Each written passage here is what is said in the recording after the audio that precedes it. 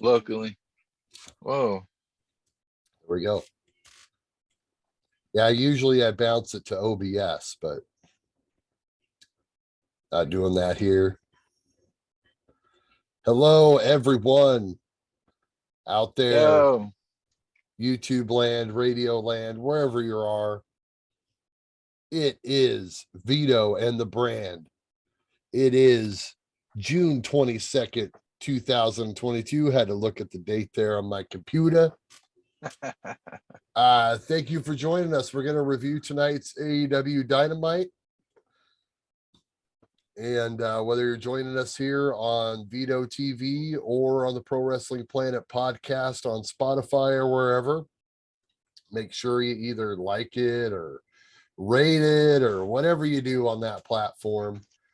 Subscribe, thumbs up, the bell. Yes. I think I about Vito. covered it all. Vito, how you doing, man? I'm good. Brand, how are you? Doing swell, doing swell. Good. Well, another week down, man. It's let's Wednesday.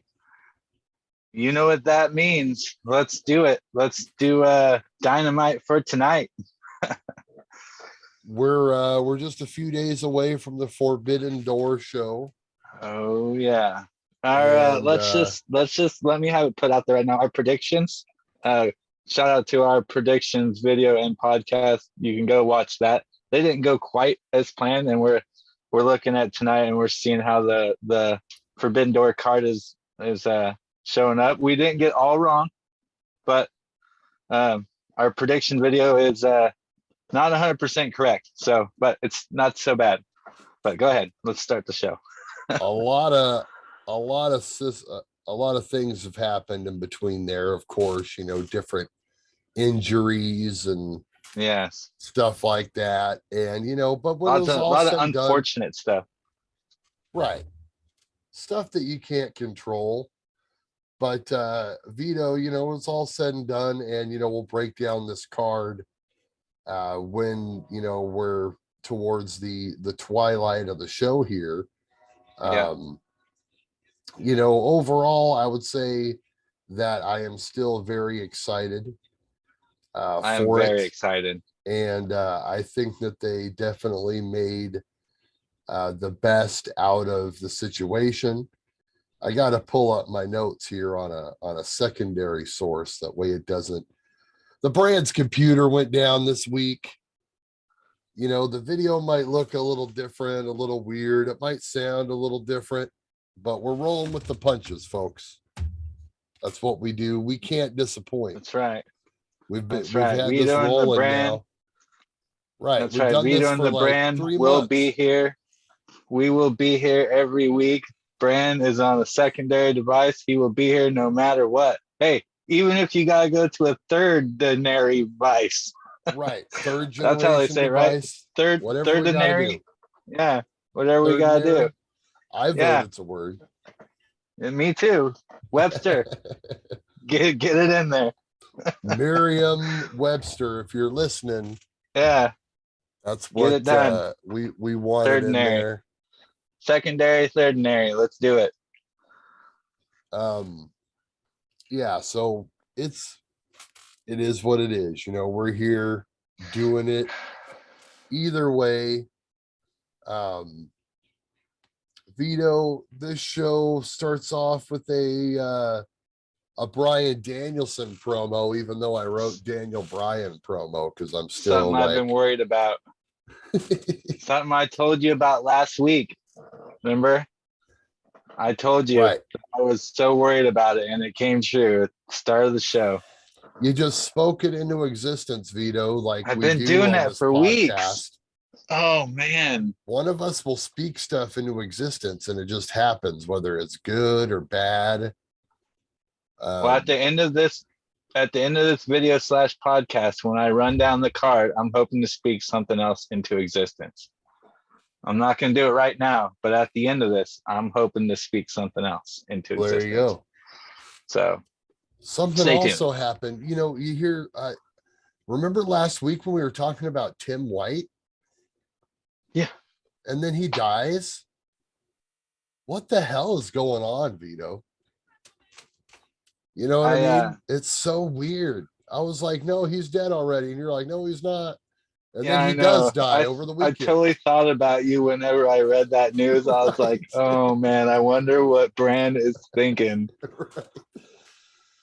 Uh, Dude, this is some weird, like, some X-Files stuff going on yeah, here with our show. yeah, I But know. nonetheless, Vito, you spoke it into existence last week. And yes, indeed, uh, Danielson confirms he ain't going to be at no Forbidden Door. He ain't going to be at no Blood and Guts. But he says that, the good news was he did have a perfect replacement. This was a weird because he did the promo like half kind of face, and then he did heel stuff in it as Well, well. he pointed out that he came out the bad guy tunnel. Right, yeah. You I guys like notice how I he came put out the that. bad guy tunnel? Yeah. I'm the bad guy tunnel, so I'm not going to tell you guys. Yeah. I'm not going to tell anyone who's taken my place. So, And then later on in the show, they said when they were running down the card, they said the newest member of the Blackpool Combat Club. So whoever he announces is officially a member of the Blackpool Combat Club. So interesting. we'll talk about that later. I'm excited. We'll throw out our predictions. I was going to ask you right now, but we'll save it. Yeah. And then Saber comes out for no reason. Dude, they do this all the time. I've noticed this I is like an freaked out. I AEW was thing. like, oh shit. Oh, Zack Sabre Jr. is coming out. They're going to mix it up. And he's like, turn around left. I was like, yes, damn it. they always do the guy coming out and he's like talking and no one can hear him, like not even the people on TV. Definitely the guy in the ring can't hear him over the music. And then like that's just how they go to commercial. Like they do that every time. It's almost like it's like total video game. You know what I mean? I think about like the old video games and just like, you can't hear what they're saying. The text is just going across the bottom. Yeah, it's like they have him on the thing. And they're like, and the commentator's like, I don't think this beef is going to end anytime soon. Yes. Like, how do you know? But that's it's fine. It's not a big gripe of mine, but I was just pointing out that they do that all the time. But this is a bummer, Vito. This is a bummer that he can't make it. But then we get a Moxley backstage promo. Now, hear me out. Talking about history. His promo was great. Every single one of them are. Now, Danielson's promo was pretty good, but then it also like ended very anticlimactically.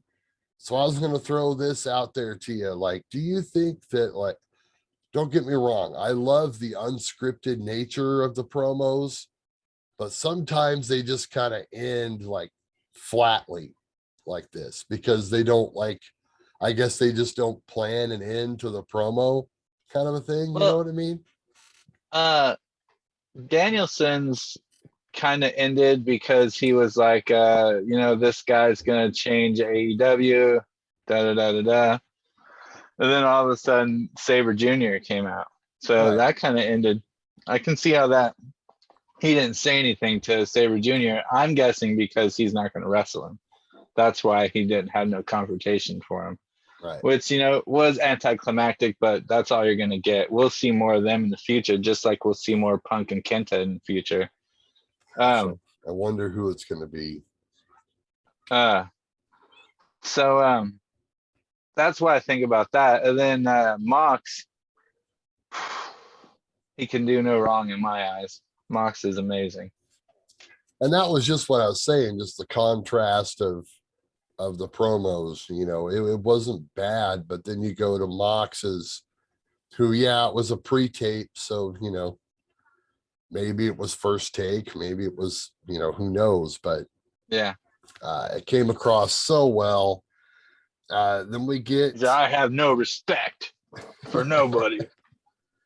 pumping up him and Tanahashi. Yeah. Then we get our first match of the night. Orange Cassidy and RPG Vice against Osprey and Aussie Open. Kyle Fletcher and Mark Davis. Boom. Vito's got the names for us. Vito, there's two types of people in this world. There's ones who love Orange Cassidy and those who don't. I think we're both in the love category, obviously. And this Green Bay. I got an air freshener up there. Orange Cassidy air freshener up there. Wow, did it smell like oranges? I haven't opened it yet, but I'm assuming it is. Oh, all right. Yeah. And Wisconsin, wherever they were, Milwaukee. Right? Yeah. In the UW Milwaukee Panther Arena. They were lit for Orange Cassidy. Yes. And this really helped this angle get over, I think. So yeah.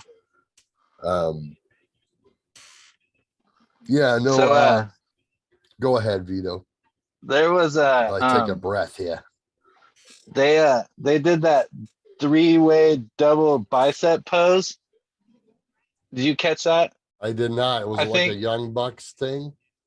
No, it was basically just Orange Cassidy and Roppongi Vice just doing this in the middle of the ring. But dang it, what's his name? I always forget his name. Rocky Romero. He was late to it. So by the time he got over there, Trent and Orange had already stopped doing it. So it was such an awkward thing. And then that's when they were doing their dives. They went straight from the poses to the dives. And then that's when they caught him and did like a sandwich thing. So it's like, in my mind, I was like, first of all, you did the poses too early. You messed up the timing. So you deserve the messed up dive catch sandwich. That's what I had to say about that. Well, like I mentioned, Cassidy, super over with his comedy stuff. The longer this match went on, Vito, I was thinking that they were going to completely save Osprey and him going at it at all. But it did end up going there eventually. Yeah. Yeah, I thought it was going to go there a little sooner, but they paid it off eventually. Not enough, though, it seemed like. It was very brief enough. Yeah. If I'm booking it, I maybe have them even briefer than that, if at all, sort of a thing, It just means the pay-per-view is going to be a banger. Now, what the hell? This led to this crazy stunner spot. What the hell happened? Millionaire. There? Oh, okay. It's a Stun Dog Millionaire. Oh, okay. Yeah. The Stun Dog Millionaire. Yeah. So that's an Orange Cassidy thing, or is it an Osprey thing? Yeah. No, it's an Orange Cassidy thing. Oh, okay. My mind was blown. I had never seen that one before. Yeah, it's one of his favorite spots that I like. You're mentioning, you're mentioning all this stuff, a couple weeks ago when, I was like, I don't know about Osprey and the comedy match. And you're like, no, it's going to be fine, bro. Orange. No, they're going to do great. It's going to be, and I'm sold after seeing this match is basically where I'm going with that. There's 11 matches on the card, and I think that could be top 3 probably. Oh, for sure. Yeah. They also did his partner, one of the other Aussie Open guys does this crazy pull up pile driver. Did you see that? I don't know. I couldn't pick it out, but they called it something else, but he deadlifted the guy. It was like a deadlift pile driver thing. It looked really cool. I missed that. It looked insane. Looked like he broke. It was a really good match. Broke the dude's neck, and there was a lot of team moves. It's one of those things where I don't mind it. It's entertaining. Matches like this, it's just, it's just it's a bunch of stuff. And it drives all the traditional people nuts. I mean, I think it's great. Yeah, it doesn't follow any kind of like traditional like wrestling psychology, I but didn't like write down the finish. sometimes it's not about that. Cassidy won with the orange punch. Okay, on who? Well, it wasn't Osprey. It was one of the other guys. No. Yeah. It was the slimmer of the two guys, I want to say. Took the pin, but I'm not positive on that.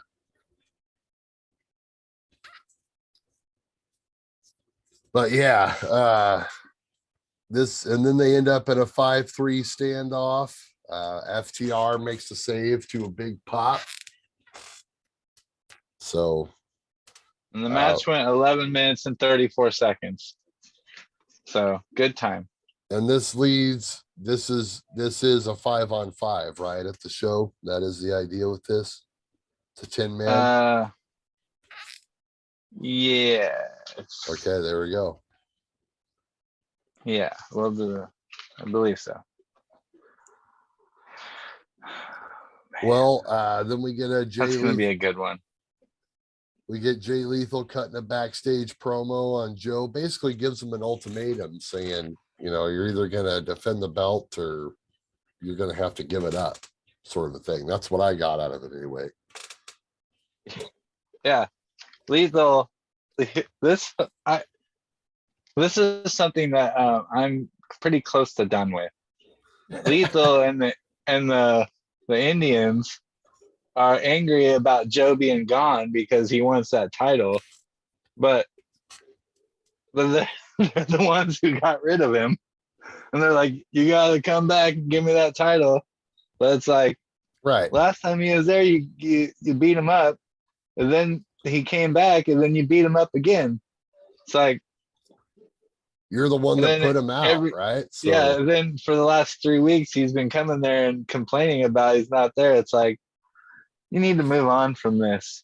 It's reverse heel psychology, Yeah. He created it, but he's in denial over it, and he still wants to make himself look good. So he's gonna, yeah, but I have a feeling it's like he comes back and it's like, oh, look, Joe's back. Beat him up. Right. Get the shoulder. I was thinking maybe Joe was, maybe it's another thing like Danielson. He's going to be injured for longer than they think he is. And this that's just going to keep him relevant. Or no, maybe just sets the framework for, having him give up the title possibly. I mean, the fact that they would even mention that in the promo made me think, well, that's maybe a possibility, but I don't know. Yeah, that's true. I hate that. Vito, I'm really interested in your take on the next segment, pal. Do we get Christian Cage interview? This had some good stuff to me, but was kind of all over the place. Hey, let me start out with whoever's running the camera angles back there, which I think is Tony Khan. Whoever hit that "Why Christian Why" sign, like the moment he came out, genius. Yeah, genius. See? That's some old school stuff right there. Yep.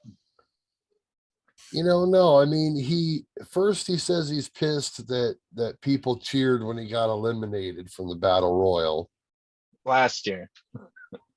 Right. Which was like, I'm glad he actually had a reason.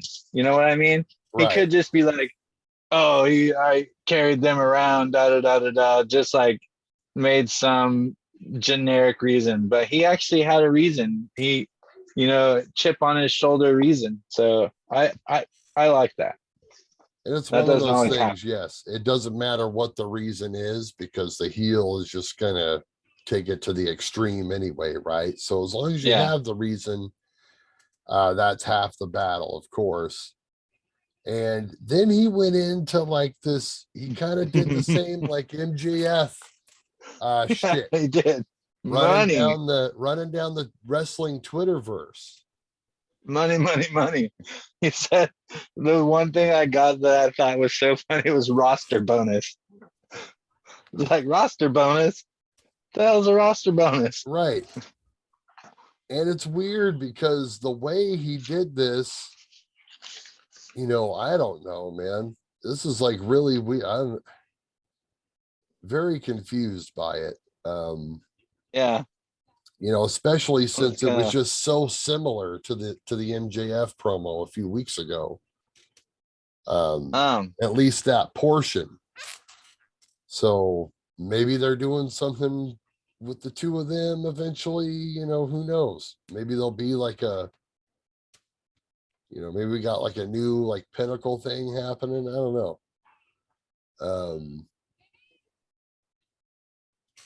But then he runs down Jungle Boy, starts in with all that stuff. He says dad died, and it's a good thing his dad died because he would be embarrassed of him. Right. Well, he brought up the name of the late great Luke Perry. Right. Well, this was after Tony cuts to the video of him talking crap to his mom after the whole thing went down. You raised a piece of shit. Right. And then they come back, and then he does the whole shocking, Luke Perry and the whole dead bit, which once again is like another, like, that's a total like MJF style promo, right? Like he's like the only other guy that would really like go there. You know what I mean? I felt like when he was doing his like angry bit, when he's like, you can see the vein popping out of his forehead type angry. He was like, I felt like the first thing that came to my mind was that's what you have to do now. You have to get pissed off and you have to get overly angry because of what MJF did. Like now, if you're a heel and you want to break a good heel promo, you have to get that level. Like MJF set a bar and you have to get to that bar, not copy it, but you have to get to that level. Well, Vito, that's an amazing point that I can't believe you just rolled off the cuff like that on, but absolutely. No, yeah, I agree. I mean, I definitely see that. You set a level and you kind of, in order for your promos to actually stick as a heel, I guess you have to go there as well. So that's a good point. Now, he does the Luke Perry thing, says some other stuff, and then Luchasaurus hits the ring. And Luchasaurus is going to attack Christian until Christian says, "Remember Margo?" Right? Isn't that what he said? Marco. Oh, yes. okay. Marco Stunt.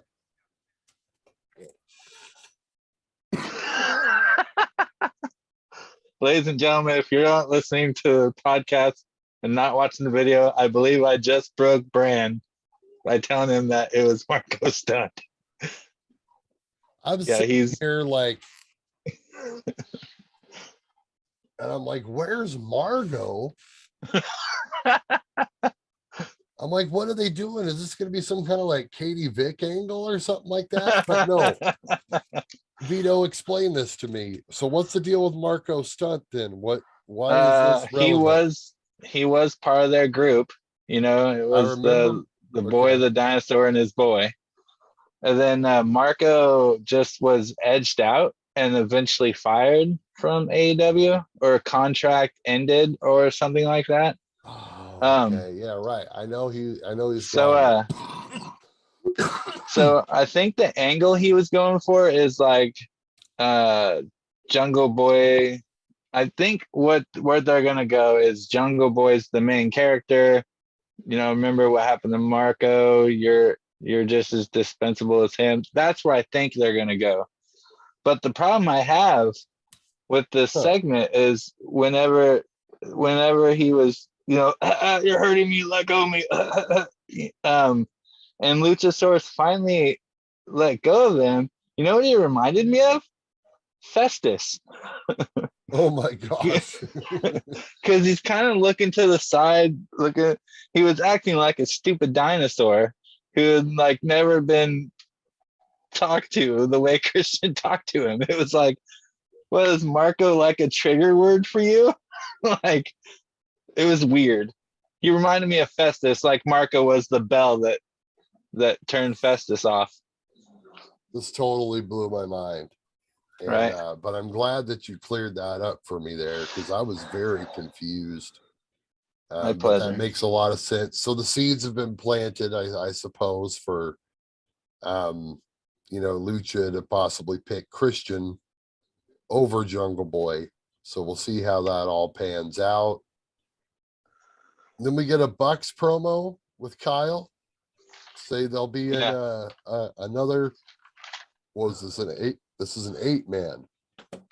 But on this part, I put Bucks and O'Reilly announce some match. Then I put get to it later. Well, I knew that it was Sting and Darby, but I wasn't sure who their New Japan partners would be.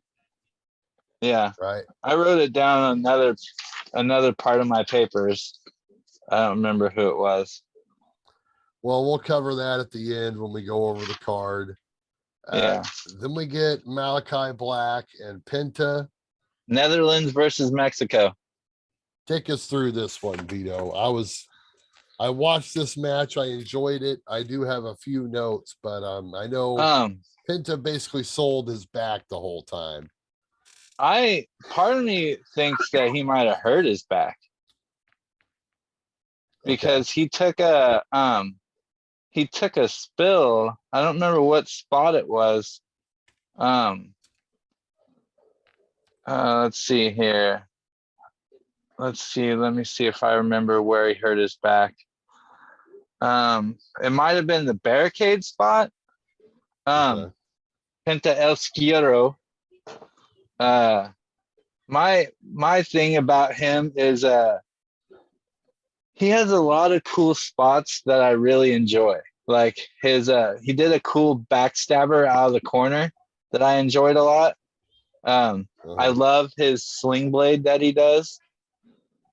Malachi Black, to me, is like mainly kicks and knees. He has a devastating knee. That avalanche pile driver is sick. That's the first time I ever saw him do that. Avalanche fear factor. Yeah. Vince would never let that happen. No, that move would never be done. The rolling cutter from the apron by Penta. Just he's so fluid in the things he does, and the moves he comes up with are like, I mean, I've seen other people do him, but it's like he does them so good. He's a treat to watch. So fluid, but yet he still remembered to sell the whole match if it wasn't like, his back thing the whole time. Yeah. He was slow and sold his back on each move and everything. Actually, it was his back that got him to lose the match. Right. That ended up being the downfall. Even though Malachi won it with a kick, but it just, he couldn't do certain moves because Penta was going for the fear factor, not avalanche, fear factor from the ground, and he couldn't lift him. And as soon as he dropped Malachi, caught black mass, got the black mass to his old kisser. And Malachi beat him, and that match went 11-32. Pac hits the ring. They have a stare down. Miro appears on the screen, and we have 3/4 of the match. Ishii is the fourth guy in the match, right? Tomohiro Ishii. Right. I think did Miro call God a coward in that video? I think he was calling someone in the match a coward, or maybe he was, I don't know. I can't understand it. Miro's promos have been touching on the anti-religious thing. What's that? Sacrilegious. Bordering on blasphemy here. Yeah, bordering on blasphemy. Good job. I like that one. So yeah, it's gonna be those four guys. I'm excited for that. Another solid addition to the card. Yeah. We'll see who comes out with that belt. Then we get a quick Wardlow vignette where he threatens Scorpio Sky, wants the TNT title. Not really new news. Think he's gonna get that? Oh, he's gotta. Yeah. This is going to be their attempt to try to reestablish that title. Yeah. But that's a whole nother thing I'll say for another show, and how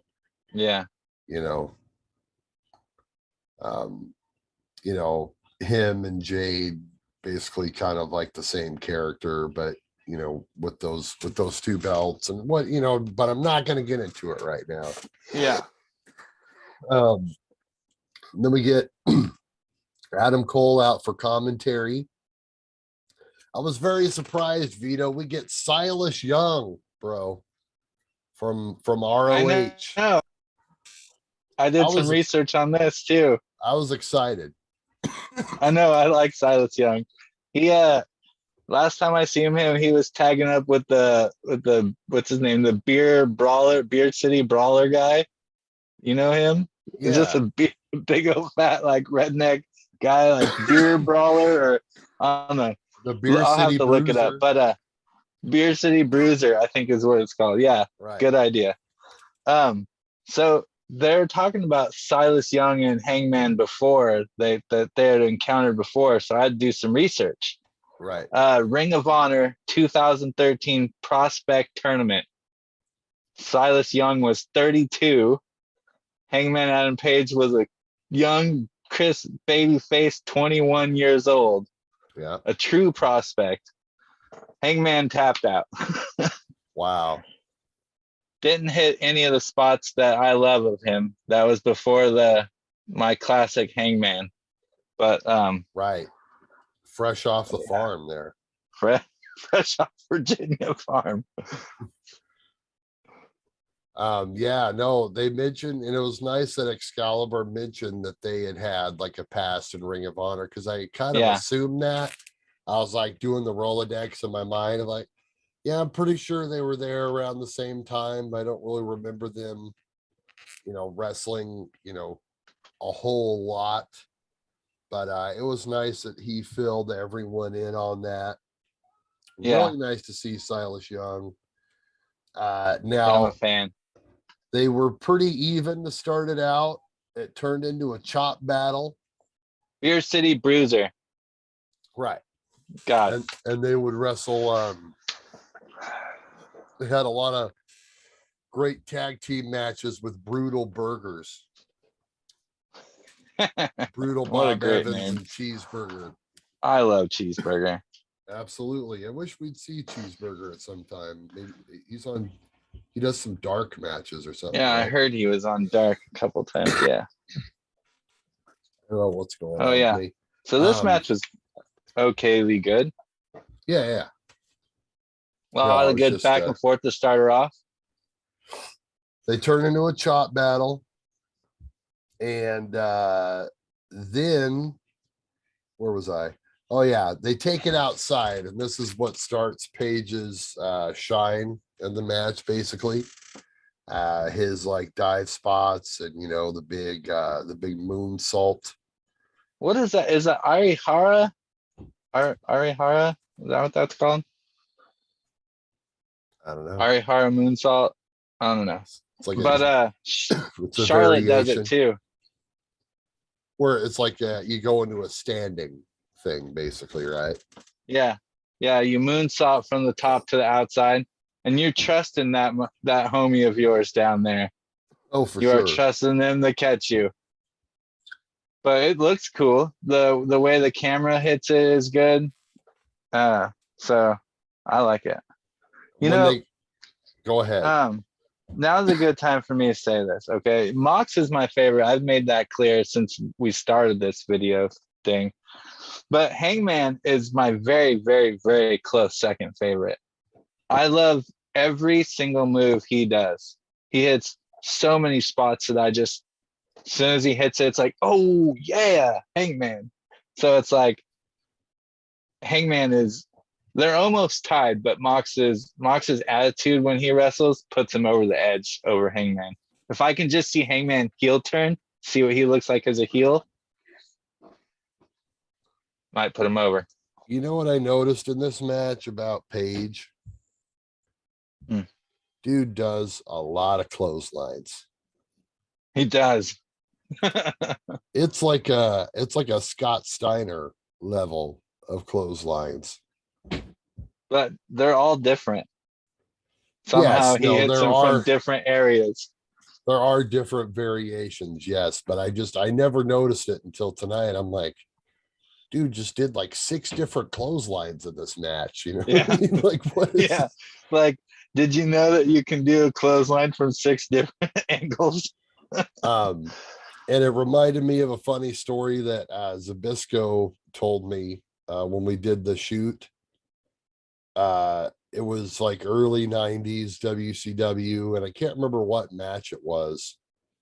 I think it was Zabisco against like Regal or something like that, you know. One of those mid 90s WCW like TV title matches. Yeah. And you know, of course, at this time, guys like Steiner and Luger and stuff like that were kind of the rage, you know. Well, you know, I think Luger was gone to WWE at that point, but you know, you get my idea anyway. Yeah, yeah. And I guess after they came back to the locker room after the match, he said that Pillman you know, like spoke up in front of the locker room, and he's like, Larry and Regal just went out there and had a hell of a match for 20 minutes, and they didn't throw one clothesline. And I thought that was pretty damn funny. And I'm like, yeah, you know, I never thought about it that way, about how, you know, some wrestlers probably just like hate that move because of that era. But anyway, yeah, other than that though, then it kind of turned into like a textbook wrestling match. You know, Page did a bunch of stuff. Silas took over, slowed the match down, got the heat going.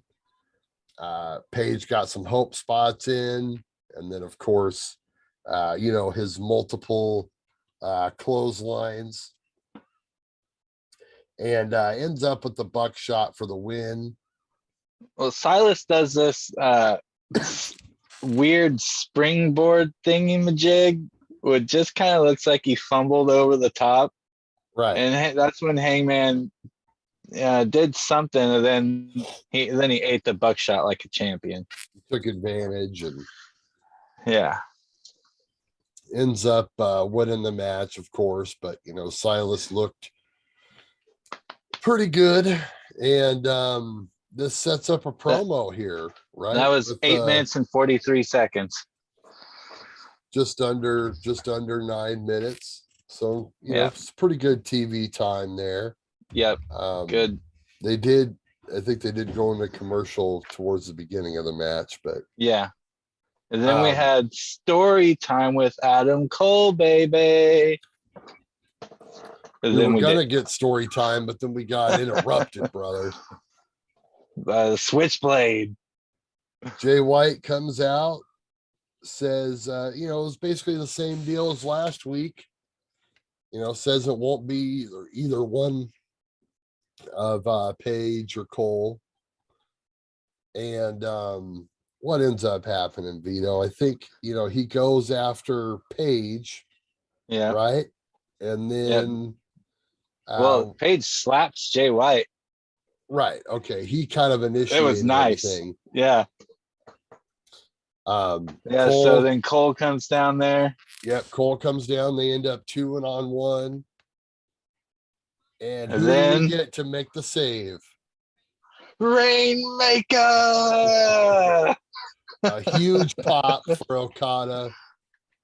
This was worth the price of admission right here. Oh man. And speaking of great camera cuts, they cut to a shot of this woman that was just like, holy shit. You know, the look on her face, you know, I mean, I didn't recognize his music, but you know, I recognized him, of course, Yeah. as soon as he came out. Yeah, Okada's the man, dude. I'm a huge Okada fan.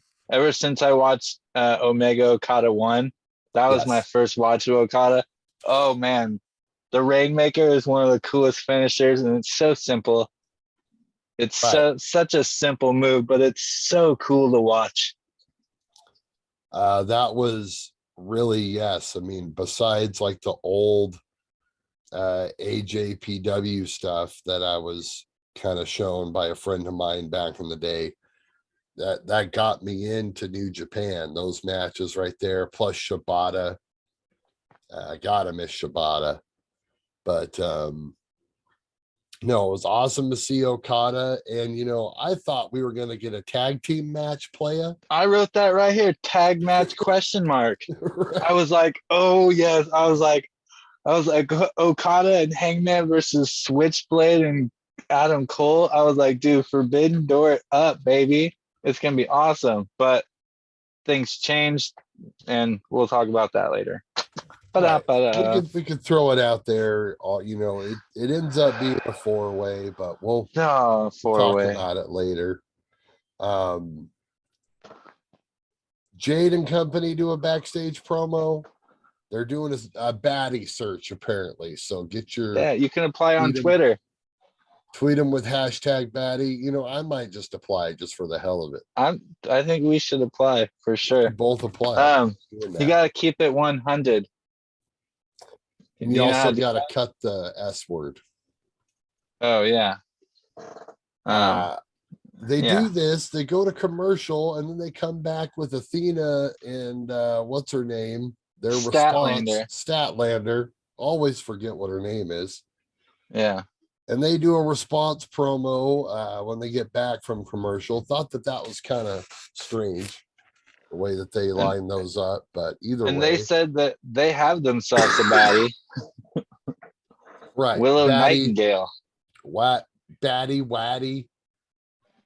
Or even, you know, even smoking a fatty. I mean, so. Yeah. Ooh, fatty. Then we get Maria Shafir and Tony Storm, and I thought, oh geez, Vito, we're gonna finally get to see if my theory was right. We're gonna see how good of a match Shafir has with Tony Storm. And I gotta be honest with you, I didn't pay much attention to this match. Fair enough. I gotta keep it 100. Well, you didn't miss much, but I will say this, okay? Much better match than the match that Rosa had with her a couple weeks ago. Okay. I just want to say, did you catch why Shafir had Nyla Rose out there with her? I did not. I was wondering Me what the neither. deal with that was.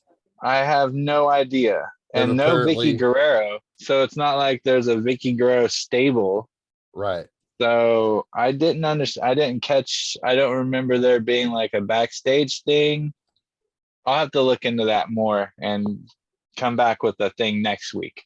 They might have why done Nyla and Shafir. They might have done something on Rampage, even though I actually watched Rampage last week and I don't remember. Maybe it was a dark thing happening. It might have been dark too. Yeah.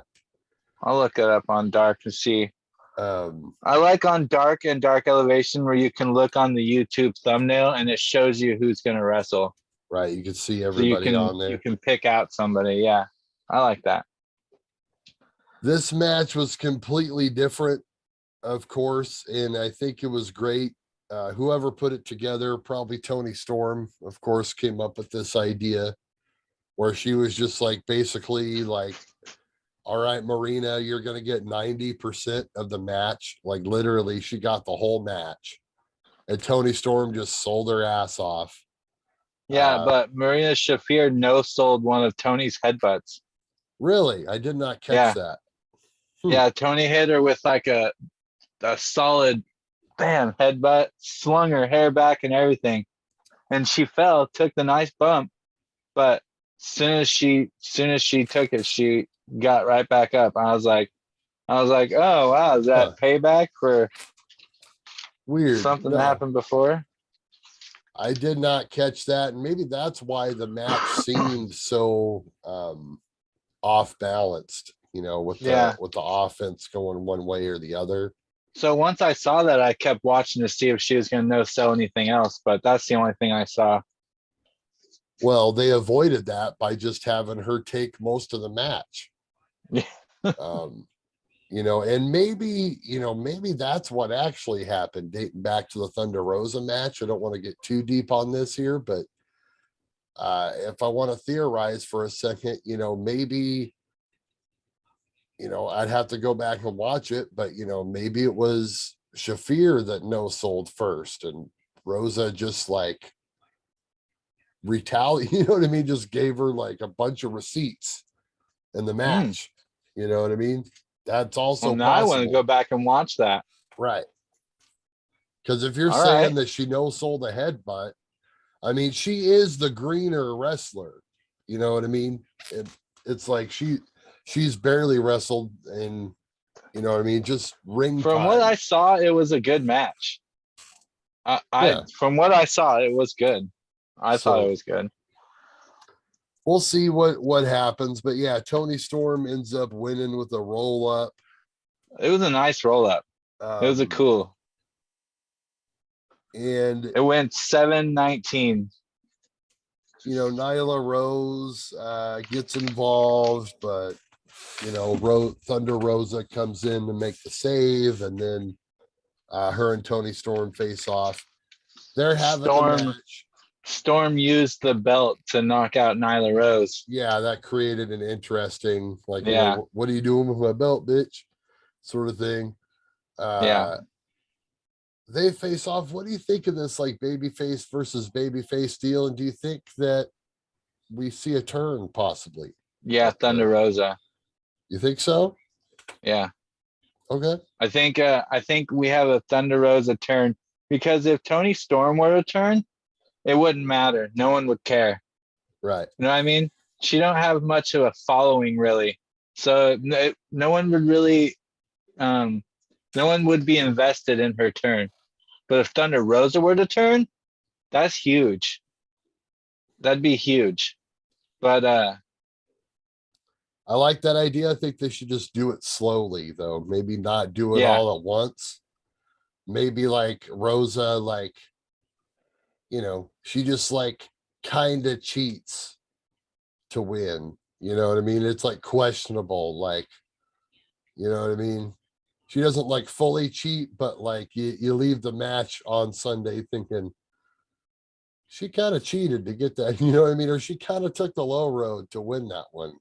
Yeah. But like you're still kind of like on the fence. Tights. Yeah, like a little tight. Yeah, maybe something like that. Just something minor. All right. Maybe not do the full turn yet. We'll see how they do it, but I like your mode of thinking there that she's going to go ahead and turn. Then we get a Sting Darby promo, and they're in the same place where Moxley gets to do his promo. So like, what's the difference? Is there a certain access to like a cool promo space? Yeah, and there's like, the promo corner. Right. Yeah. Like, okay, you guys get the basement, and Jade Cargill gets the actual like set backstage. Yeah, the really nice. You know what I mean? The baddie area. Yeah. It's just like, okay, well, apparently they're hanging out in the boiler room with John Moxley, because that's the same place where he cut his promo earlier. They're building up that match. They announced the Japanese guys they're hanging out with. Right. Which we'll get to. And then Vito, I was trying to set up for the show. So take us home here. We got Jericho. Okay. And Archer. No. I skipped some shit. Okay. We had a video package of something that once again Vito talked into existence. I can't skip over that. We have Phoenix and Andrade will be wrestling on Rampage. There you go. What did I say last week? What did I say? I say Phoenix and Andrade. I say, wow, they're really good out of this right here. What was it? Was it the Battle Royal that I saw them in? It had to have been, yeah, because Andrade. I think it was the Battle Royal. They had like a little mix up, and I was like, man, I want to see them one-on-one. Bow, bow. Yeah. There we go. On Rampage. All right. Tony Khan should just put us on the payroll at this point. I'm really thinking. I know. He's definitely watching the show. He's my one viewer a week. But hey, it's more likely he's listening to your podcast. He gets us on the Spotify feed. Yeah, he definitely gets it on the Spotify. I doubt he's my one viewer on YouTube. So this is where they announce the whole card. Excalibur announces it like 30 miles an hour. Did he do the speed? The 2X version. Like at the end of it on the podcast. Yeah, at the end of it, the guys are like, "Are you all right, Excalibur?" And then he doesn't say anything. They're like, "Excalibur's gone." He had to take a minute. Take us through this main event then, Vito. What this was a setup for their match, basically. I mean, from what I could gather. So I know Suzuki came out at the end. We got William Regal on commentary. Right. And Tanahashi and Mox, they get in the ring really fast because it's a brawl to start her out. Mox, I was gonna point this out. Mox without Justin Roberts is just not the same. I don't know where Justin Roberts is, the Dapper Yapper. He's been gone for at least 2 weeks now. It's not the same. John Moxley. Yeah, Gian. Dasha Fuentes, I think her name is. I don't know. She's good. Yeah. We miss Justin Roberts. If Justin Roberts is not healthy for some reason, get well, Justin Roberts. Where the hell are you, Justin? Just come back, Justin Roberts. So Chris Jericho does this bulldog thing on Tanahashi that I think was supposed to be reversed, but he reversed it from one corner of the ring all the way to the other, and I'm not sure exactly how it was supposed to pay off, but it didn't at all. Tanahashi through this whole match looked so uncomfortable and awkward that it just bothered me. Did you watch this match closely like I did here? I was in and out because I was trying to set up. Because I did not enjoy this match. So I'm just going to talk about other things because Lance Archer was intense and comes off as a really good monster. He reminds me of someone like Abyss, Sid, Kane in his later years, like after he lost his mask, how he had that real intensity, Sammy was all over the place. He was interrupting all over the place. The whole match was really scattered. It really was. They did a bunch of stuff. Yeah. The finish was really good. The finish was good. Solid paradigm shift, and Tanahashi hits his the frog splash. They call it a high fly flow. High fly flow on Archer. Say that 7 times fast. He hit that on Archer. The match only went 12 minutes, so Well, Take that for what it is. and then they did the stuff, Suzuki comes out and all that. Yeah, Eddie comes out, then Yuta comes out, Yeah. then Suzuki comes out, and then Unimo comes out. And I listened to what the commentators were saying, and Unimo is one of Mox's proteges from when he was in New Japan. Okay. So I was supposed to look that up. I didn't write that down, but I think he might have been a young lion back then. Okay. So that's who he is. He's Mox's protege from Japan. So then Jericho's Society comes out. Proud and Powerful come out. Hits the ring. Yeah. There's refs all over the place. There's agents. There's security. There's popcorn. And the whole time all this is going on, Mox and Tanahashi are just in the ring staring at each other. They're just standing there. Every once in a while they'll look around. I don't know. Everything, the whole end of the show was just so weird for me. I don't know. It was one of those things. They've really, and I mentioned this a few weeks ago, having to book this sort of a show in this small time period between the last pay-per-view and this one, no small feat at all. And it might seem kind of mishmash or whatever, but you got to hand it to Tony for throwing it together, I think, making this all work. We do have a hell of a card here. Let's go over it, Vito.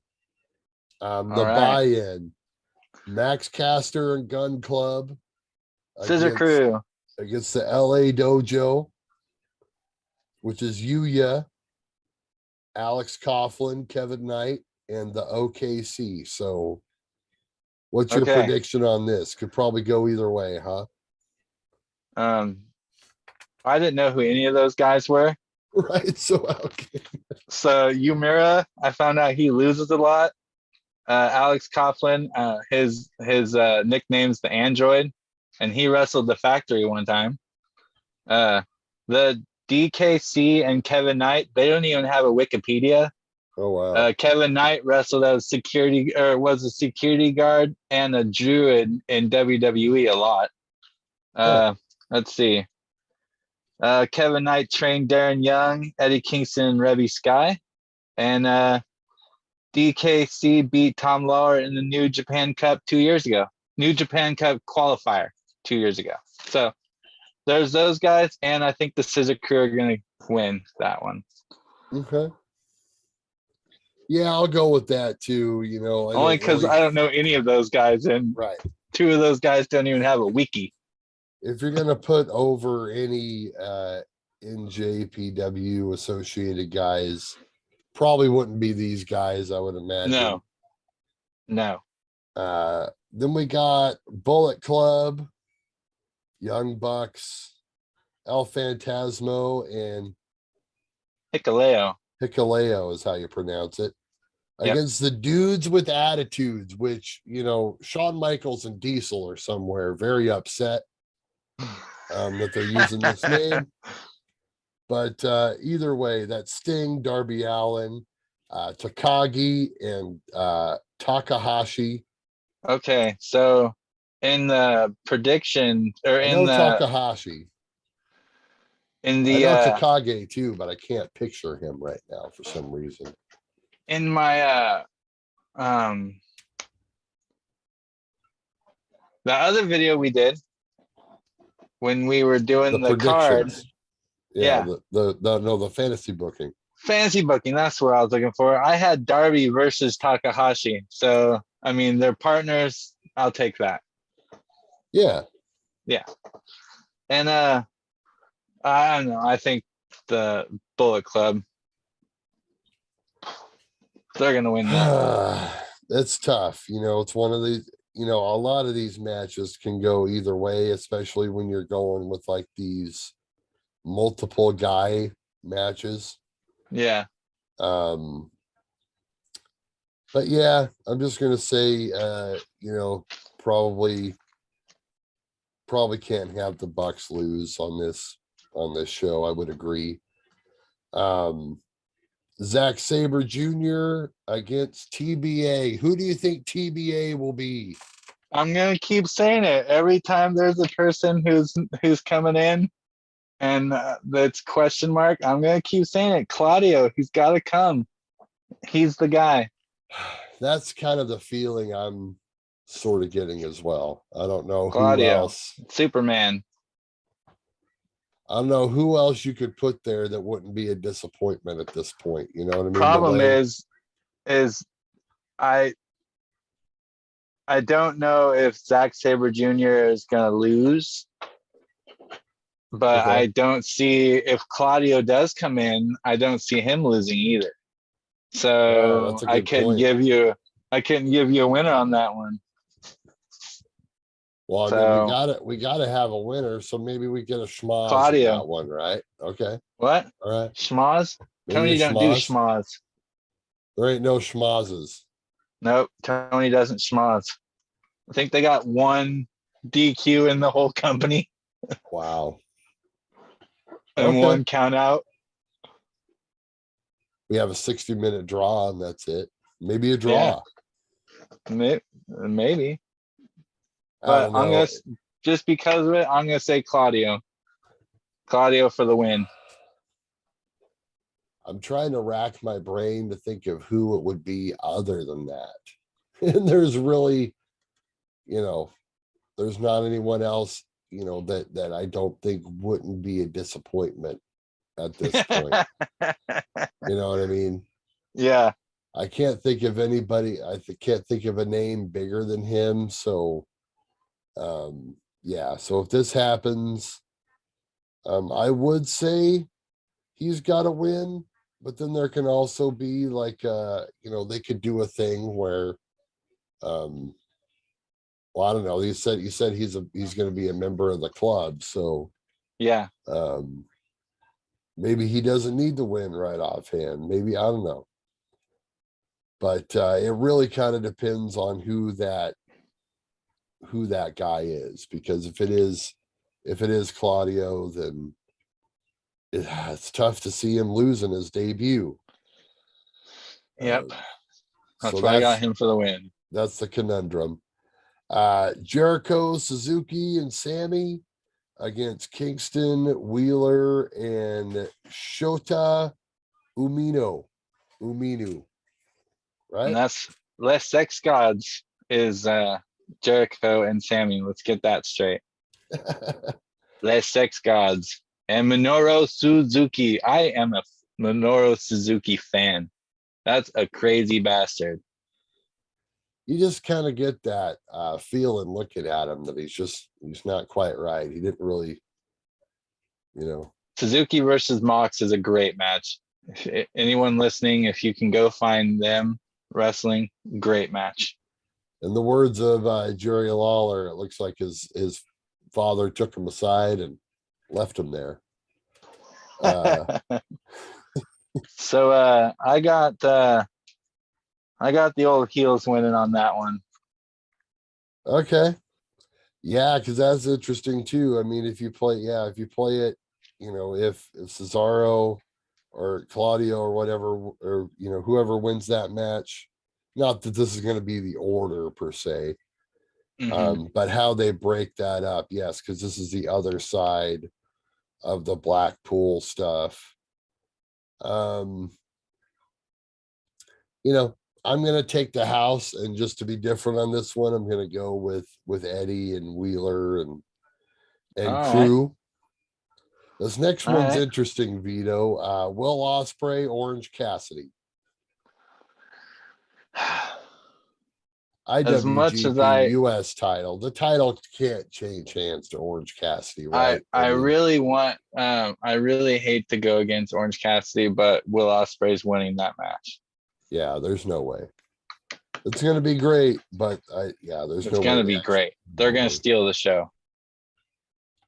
All right. Vito's sleeper match of the night right there. I like that. Yeah. I think we're pretty much in agreement on that. Tag team championship. Okay. Here's another one. Vito spoke into existence. And you said that they're probably going to drop Roppongi Vice out of there. I was like, nope, it's going to be another triple threat match.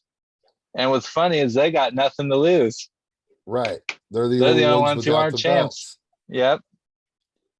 So FTR, United Empire, Great O'Khan, and Jeff Cobb, and then Roppongi Vice. Winner take all. Okay. So triple threat rules, I'm gathering, or is it elimination? They do eliminations in Japan, don't they? I think it's just going to be winner, chicken dinner, whoever gets the pin. And I'm going to go left field on this. I'm saying Roppongi Vice wins this. RPG Vice, wow. Yep. Taking it right there to the house, Roppongi Vice. It's hard for me to bet against FTR at this point. They kind of seem like they're the most established out of everybody. So that's going to be my pick. I just think you got to continue this huge year that FTR has had. That is something, because a New Japan tag titles are the only ones they haven't won. See, there you go. I mean, NXT, Raw, SmackDown, AEW. It may continue to elude them, but maybe not. You could go either way there, but yeah, I'm going to go FTR. You got RPG Vice, so we'll see who ends up winning that, brother. All right, all right. AEW Women's Title, Rosa, Toni Storm. We kind of talked about this earlier. You know, you mentioned the possible Thunder Rosa heel turn, so we think pretty much keeping the title here. I think we both. I think so. We both can kind of agree on that one. Yeah, I think Toni Storm's not the next champ. Not right now, at least. I think you gotta see this thing out with Thunder Rosa at least for a little bit longer, especially if they do try to do this heel turn. It should help freshen her up for the long run. And then we got the All Atlantic four-way match: Malachi Black, Pac against. It'll always be Pac to me. I see that, and it's like Tupac in my mind. So I'm like, bastard. You know what I mean? Miro and Tomohiro Ishii. Who you got in this one? I think Miro. I'm going with Miro for this one. You know, we had this idea where we thought that this title would be kind of created to stay in New Japan in a way, as kind of like an olive branch. So I'm going to go with Ishii. Even though he's kind of I like his horse. Name. Yeah. I like how you got to pronounce that second I. Right. Ishii. You got to commit to the bit. Yeah, Ishii. Okay, well, we differ on that one as well, but that's fine. That's what we're here for. Yeah. Now we got the title matches. IWGP World Heavyweight Championship, another four-way. Jay White, Okada, Hangman, Adam Cole. Who we got here? I think they're going to throw an interesting curveball on this one. I say Okada wins. Okay. I could see that. I got Okada winning this. What about you? You know, the fact that it's a four-way makes me think that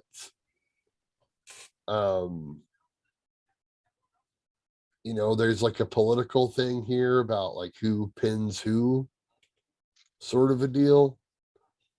And I was thinking about that because of the like the three-way or whatever the match was going to be, or maybe it was a different match, but you know, thinking about how politically it's all going to be received. Yeah. And so I don't know, to make a long story short, there's what I would like to see, and there's like what I think is realistic, kind of. This is basically how I see this here. Realistically, I think Jay White keeps it. Yeah. But then again, like if it's me, and I've heard, you know, this is either like a fan theory or whatever, but like the whole thing of like, wouldn't it be cool if like the belt switched? You know what I mean? and this will bleed into the next match, of course. But yeah, if we Oh, have either Paige or Cole that would be win, weird. and then Tanahashi wins against Moxley. I would love for Hangman to pin Cole. Right? See, there you go. That's perfect. No, that could happen. Hangman pins Cole, wins it, and then he goes to Japan and like he can immediately lose it back to Jay White or somebody if he has to. I Yeah, think that's a great yeah, that way New Japan doesn't have to give up a win or a loss on their side at all. They get a win and no losses out of it. I don't know. Even though their guys, not winning their title. yeah, exactly. But anyway, so that's your official prediction, Paige over Cole? No, I think Okada's gonna win that. Oh, yeah, that's right. Okada. That's right. Okay. I would love to had me see Paige distracted pin there. Cole though. Okay. Well, that bleeds into the other one, Moxley Tanahashi. Realistically, you think Moxley, but then again, I don't know. They could do something weird, and Tanahashi's the guy. But I'm going to stick in reality and probably go with Moxley. Yep. What do you think? I got my boy on that one. You can't go against your boy, right? You can't go against the family. Against Mox. I'm already going against Orange and Hangman. So I got to go with Mox. You got to keep it real. You got to keep it 100 at some point. I got to keep it 100. 100. We'll go ahead and wrap this up. Vito, you can find Vito on Vito TV on YouTube. That's where you're watching us now, possibly. Or you're listening to us on Spotify, Pro Wrestling Planet Podcast. Vito. Another great Wednesday. Let's enjoy Forbidden Door, brother. I will. And I'll see the pay-per-view. Do it. Legally. Give me 2 Sweetie, brother. Don't pirate it. Order it. We'll see you next week. Ow! Bam.